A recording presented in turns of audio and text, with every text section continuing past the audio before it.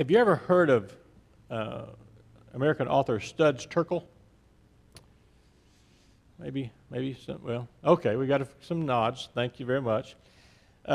He was born in 1912, an American writer, a historian, actor. He was a broadcaster. He wrote for the Chicago Tribune.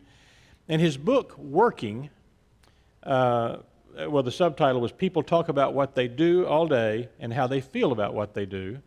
The title of the book, Working, is one of the most fascinating books that I've ever read. It came out in 1974, but I wasn't introduced to it until around 2003 when I was conducting a capital campaign for a large church called Unity in Chicago. The pastor of that church was one of the people that Terkel interviewed for the book. The pastor's name was Ed Townley. And he interviewed I don't know how many people and just asked them, what do you do all day and how do you feel about it? If you have a job, which most of us do or have, you should get the book. It's pretty interesting reading. Terkel was he was a good author, but he liked telling stories, and he liked oral history. He liked to hear from people. And his interviews with people through the years garnered prizes and all kinds of things because he was very genuine in those interviews. And what he wrote when he interviewed folks that had lived through the Depression era was really fascinating. I want to give you a couple of examples. One was by a lady named Virginia Duer, who he interviewed. She later became a civil rights activist, and she describes the shame and humiliation that people experienced during the Depression. I quote, "It was a time of terrible suffering. The contradictions were so obvious that it didn't take a very bright person to realize something was terribly wrong. Have you ever seen a child with rickets, shaking as with palsy, no protein, no milk, and the companies pouring milk into gutters, people with nothing to wear, and yet they were plowing up cotton, people with nothing to eat, and they were slaughtering pigs and not slaughtering for food? If that wasn't the craziest system in the world, how could you imagine anything more idiotic? It was just insane. And the people blamed themselves, not the system. They felt that they had been at fault. If we hadn't bought that old radio, maybe we'd have enough food to eat, or if we hadn't bought that secondhand car." Amongst other things were the fundamentalists who claimed that people were suffered because of their sins, and they believed it, people did. God was punishing them. Their children were starving because of their sins. Another story from Terkel's interviews. Eileen Barth worked as a caseworker in Chicago, and her job was to work with those who needed government assistance during the Great Depression. In one case, a family asked for government assistance in getting clothing, and Barth was instructed by her supervisor to look in their closets to determine how badly they needed the clothing they were asking for. And she describes it.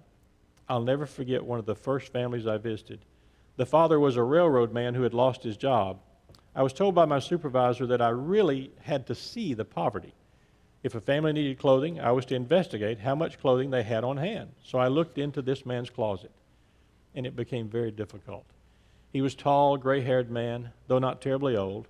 He let me look in his closet, but he was so insulted. And he said, 'Why are you doing this?' And I can remember his feeling of humiliation, terrible humiliation. She couldn't continue. And then he said, 'I really haven't anything to hide, but if you really must look at it, here it is.' I could see he was very proud, but he was also so deeply humiliated, and I was too." Have you ever been in need? I mean, really, really in need? You know, as Studs Terkel wrote and recorded some of those stories, there was another author, one of my favorites, who was born 10 years before Terkel, who saw the other side of that need and that response to need in the Great Depression. John Steinbeck, many of you have read Steinbeck's books, and Steinbeck's in many of his works, he focuses on how people responded out of poverty when they had absolutely nothing and that they were willing to give over and above to those that had even less. It's a really fascinating study in how people react to folks in need. Have you ever been in need? I mean, really in need.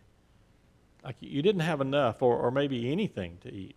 No roof over your head, no security of any kind. We see those people all the time, and we do our best to do what we can to help. We are the Clothing Church, and in that ministry we do affect and change the world in a positive way. Years ago, when I was a youth minister on staff in Mount Pleasant, our pastor, Brother Tony, which I may mention him from time to time, that was not his name. I don't know where the Tony came from, but at any rate. We had attended this conference in Fort Worth, and driving back home, we passed by some homeless men, and I was maybe 23, 24 years old, and I'll never forget the words Tony said. And it's actually something that most of us have said or heard, common phrase, but coming from him at that time, it really rang true as he said, "Except for the grace of God, there go you and I, Tracy." In the late 40s AD, a famine had swept across Judea. Christians in Jerusalem especially were in dire need. It was not unlike the time of the Great Depression for us in the U.S., except for that fledgling church of Jesus, it was even more intense. You see, they were an unpopular group at that time. The leaders of the community, all the synagogue and all the governmental leaders did not appreciate what was going on in this movement of following Christ. And so while there was a famine and everyone was in need, the church there was in incredible need. And the leaders of that Jerusalem church, James and Peter and John, requested the Apostle Paul to remember that church in their need and encourage to give an offering or to collect an offering for the need in that church. And the book of Acts mentions a contribution by the Antioch church, which they sent to the Jerusalem church by way of Barnabas and Saul. And at the end of the first letter of Corinthians, Paul mentions this subject of offering again to the Jerusalem church. It was a serious need. It's mentioned a number of times. And then in the second letter of Corinthians, Paul mentions the offering again. And he uses the Macedonian church, as we read just a moment ago, as an example. Macedonia was a little north of there, and just as affected by this famine as Jerusalem was. But again, from a geographic standpoint, Paul was writing to the Corinthians. Do you remember Ricardo Montalban advertising cars with Corinthian leather? Yeah, some of us. Well, I never sat on Corinthian leather that I'm aware of, but it must have been pretty special the way he said it. This was a community in an area that was wealthy. In spite of the famine, because of the market and the industry there, they were not a poor place. They were, not to name any neighborhoods that might be fairly Tony around here, but they were some of those neighborhoods in those days. And so Paul is writing to them, and he emphasizes this offering for the Jerusalem church, encouraging the Corinthian Christians to arrange ahead of time so that he didn't have to beg when he got there. The first 6 verses of chapter 8, the prior ones just prior to the ones we read, Paul again refers to those Macedonian churches and how they had responded generously to the offering.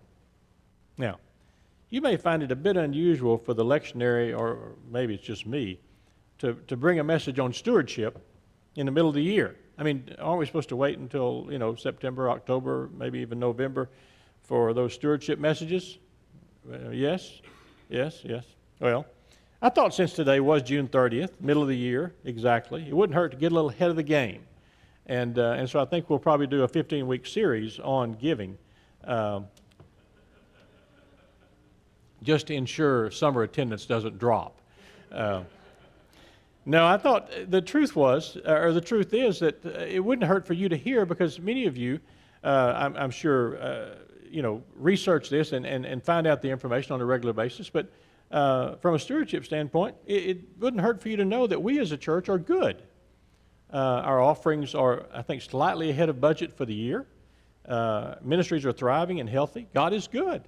And you need to know that, because it is because of your response in faith to the call of God on your lives to give. Now, you know that I spent, nearly 30 years in stewardship ministry.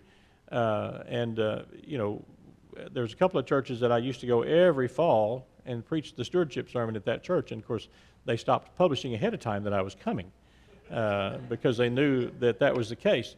But and it was a lot of fun for me. I enjoy that ministry. But so why talk about giving when all is well? Well, I think the lectionary does something that my newspaper editor friend out in Brownwood, a guy named Gene Deason, he called it burying the lead.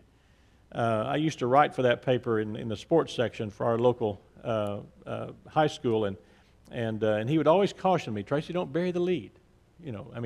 Say something good in the headline. And I think that the lectionary kind of does that, because Paul uses those Macedonian churches as the example for the Corinthian church to follow. And he lays it on pretty thick. He goes through it. Abound as you abound in everything, in faith, utterance, knowledge, all earnestness, so abound in this grace. As he goes on, and he's kind of buttering up there, and he goes on to say, I'm not saying this is commandment to you, but it's something that you need to do.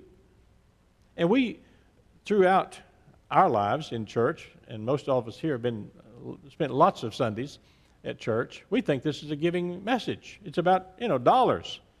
But I think the lectionary kind of buried the lead here, because there was something back in those first few verses that's not in the lectionary that Paul describes that really his entire appeal to the Corinthians hinges on. If you looked back, and hopefully you can find a Bible in this place, if you look back at what those first 6 verses were, Paul says that they first gave themselves and then to us. And the outgrowth of that, all of them giving themselves, created an abundance of generosity in a Macedonian church that had less probably than the Jerusalem church. And yet they gave over and above, not because they were wealthy, but because they first gave themselves. It's pretty tempting sometimes to let the modesty of what we can give limit us to not doing anything. And that's exactly what Paul is cautioning against for the Corinthians. You don't have to make a big gesture. In fact, he even says, you're not going to be held accountable for what you don't have, but only what you have. But first, give of yourselves. Realize or assess your resources accurately. But before you even do that, give of yourselves. Give yourself to Christ. Then these other things will follow along, and they'll follow in order that they should. And this they did, not as we hoped, but first gave their own selves to the Lord. The question this morning is a pretty simple one. Do you? Do you give yourself to God? Do you give yourself in service? If I wanted to you all to like me a lot, I could point to each of you and point at, and say, yes, you give yourself to the Lord when you do X, because I've seen you do those things. Okay? So this is not a scathing rebuke. It's a reminder that is what you're doing. And as you do that, as you give yourself daily to the cause of Christ and to the service of the Lord, you grow as a Christian. Most of us are old enough that we think that we've about grown up. I hope not. Some of you are grinning thinking, yeah, maybe. But don't stop growing. Choose daily to have this attitude of giving yourself to Christ, so that you may continue to grow in your faith. It's probably the most difficult gift to give. Right? When we give that gift, the gift of ourselves, the other gifts that are a part of our lives, the time, the talent, the treasure, those gifts are easy to give. And we thank God for that. And so the challenge this week, the message from Paul this week is, it's about money. And he certainly, the Corinthian church had plenty of it, and they did eventually. Now, Paul had to remind them a couple of more times. Now, remember, you said you were going to do this, so I need you to. But it all hinges on that first attitude of giving of themselves.